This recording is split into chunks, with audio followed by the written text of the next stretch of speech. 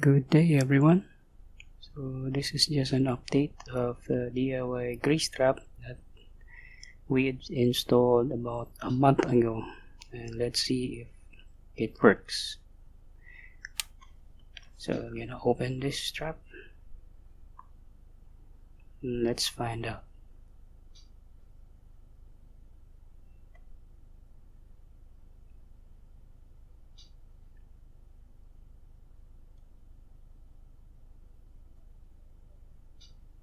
So I'm preparing here a bucket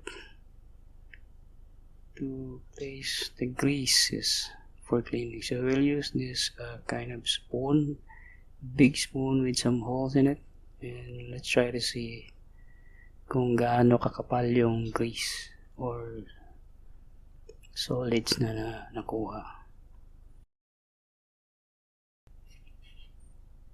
So as you can see, it's almost 2 inches thick of grease na natatrap dito. So far,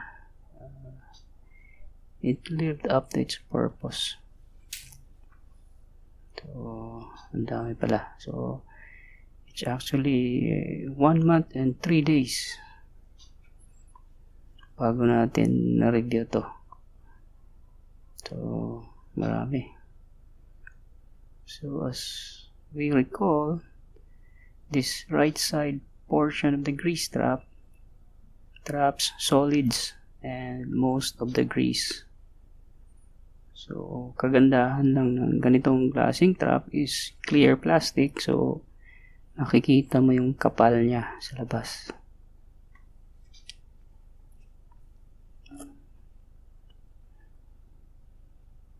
So, dito sa right side of the tank, dito natatrap yung mga solids galing from the sink. Continue lang natin titingnan.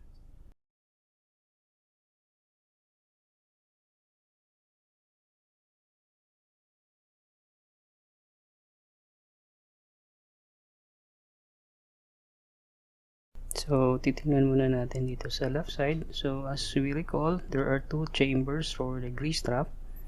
This left hand side supposedly is dito lumalabas yung clear water, but unfortunately may tumagos pa rin na na grease, pero konti lang as compared to the right chamber, which is mostly nandun yung mga solids.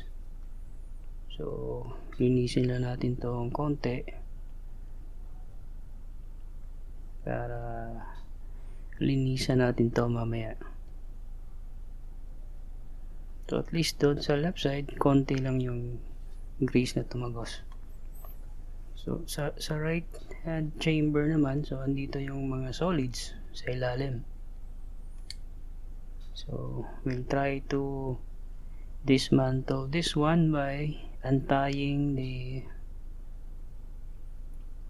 clip which connects the grease trap to the exhaust drain or the drain pipe to the main pipe.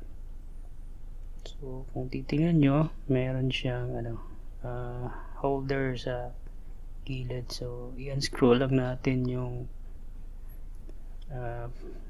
flexible hose na holder or yung hose strap mamaya para linisin at tingnan natin kung ano pa talaga yung laman sa loob.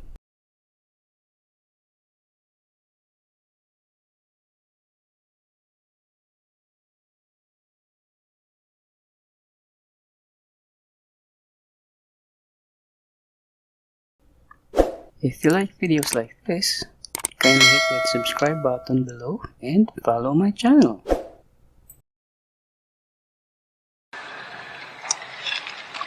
Okay, so this one, so as you can see, daming na-trap grease and other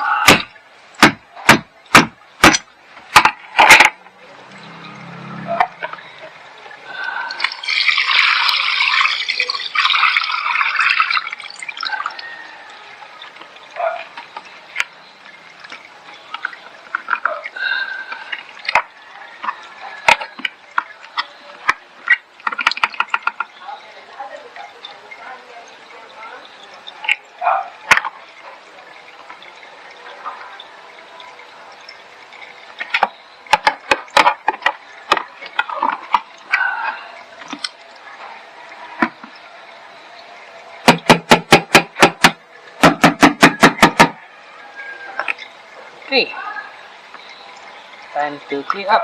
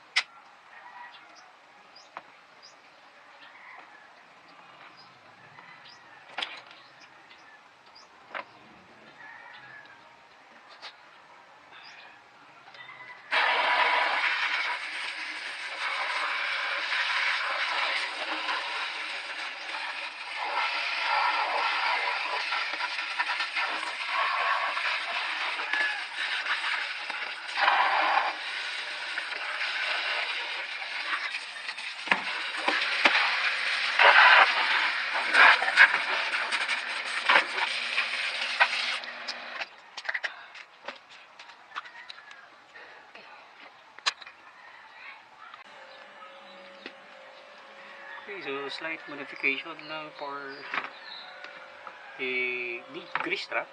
So instead of this as an elbow, it's good if this one is a T, para pag umapaw yung tubig from the drain, hindi siya mabubulunan. Gawin natin siyang T. Just drill a small hole, which is 1/2 inch PVC. Anyway, drain lang naman siya. Okay. Yan. Para pagdating dito, di mag-overflow yung water. Okay. Thank you. So, install na lang natin ito ulit.